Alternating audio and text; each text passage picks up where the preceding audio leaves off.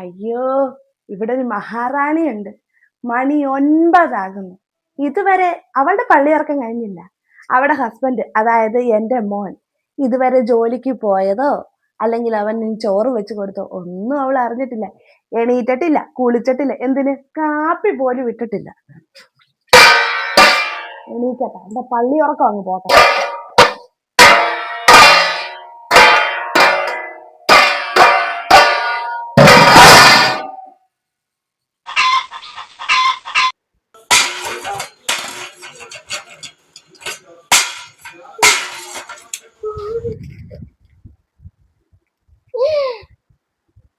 ഒൻപത് മണി. തള്ളയുടെ പരിപാടി തുടങ്ങിയിട്ടുണ്ട്.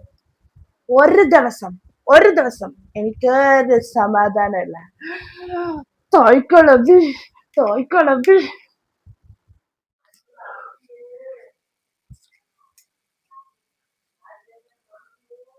അമ്മേ, കൂടുതൽ അഭിനയിക്കണ്ട.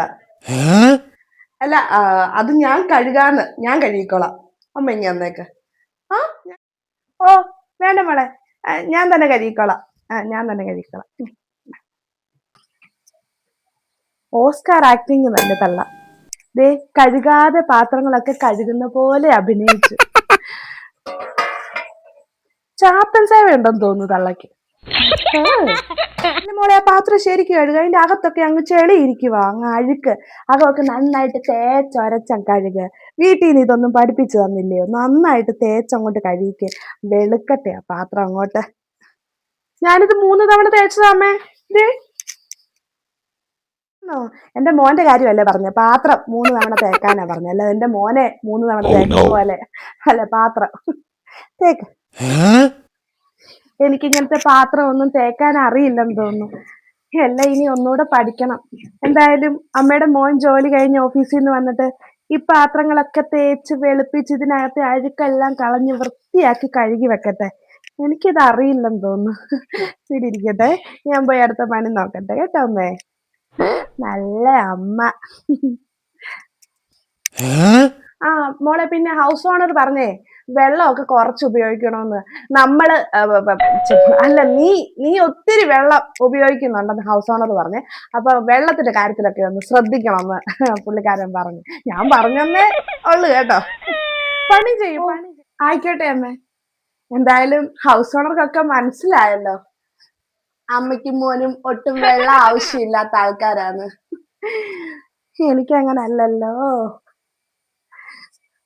കുറച്ച് ഉപയോഗിക്കാമേ, ഞാൻ ശ്രദ്ധിച്ചോളാം. എന്തോ പറ്റി? ഭയങ്കര ഒരു ഉത്സാഹക്കുറവ്. പണി ചെയ്യുമ്പോ അത്ര സ്പീഡൊന്നും ഇല്ലല്ലോ. നന്നായിട്ട്. എന്താന്നറിയില്ലമ്മേ, എന്നെ കല്യാണം കഴിച്ചുകൊണ്ട് ഇവിടെ വന്നത് പിന്നെ നല്ല സമാധാനവും ഭയങ്കര സന്തോഷവും. കാരണം അതുകൊണ്ടായിരിക്കും പണിയൊക്കെ ചെയ്യുമ്പോ ചെറിയൊരു ഉന്മേഷക്കുറവ്. അമ്മയ്ക്ക് പെട്ടെന്ന് മനസ്സിലായില്ലമ്മേ. അമ്മേ, എന്റെ ഉടുപ്പൊക്കെ ആകെ മുഷിഞ്ഞ. രാവിലെ തൊട്ട് പണിയല്ലായിരുന്നോ? ഞാൻ മുറിയിൽ പോയിട്ട് പുതിയൊരു നൈറ്റി ഇട്ടിട്ട് വരാം. എന്നാന്നറിയോ, എന്റെ ഈ ഉടുപ്പ് മുഴുവൻ മുഷിഞ്ഞില്ലേ? പുതിയൊരു ഡ്രസ്സ് ഇട്ടിട്ട് വരാം കേട്ടോ. അമ്മ ഇവിടെ ഇരിക്കേ, ഞാൻ ഇപ്പൊ തന്നെ മാറിയിട്ട് വന്നിട്ട് ബാക്കി പണിയെല്ലാം ചെയ്തോളാം കേട്ടോ. മുഷിഞ്ഞോ? ഒരു ദിവസം 4 നൈറ്റിയാണോ കണക്ക്? പോയി മാറിയിട്ട് വാ. എന്നിട്ട് ബാക്കി കാര്യങ്ങളെല്ലാം കൂടെ മോളങ്ങ് ചെയ്യാനായിട്ട് ഞാനിവിടെ ഇരുന്നോളാമല്ലോ.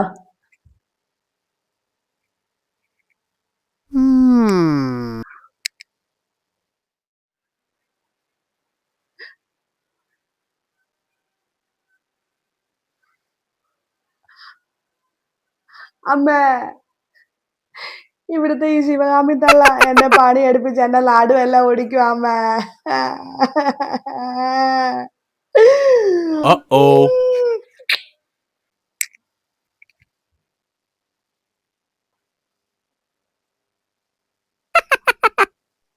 അത് ശരി, നീ എന്റെ കാര്യം തന്നെ എന്തിനാ എന്നെ ഫോൺ വിളിച്ച് പറയുന്നത്?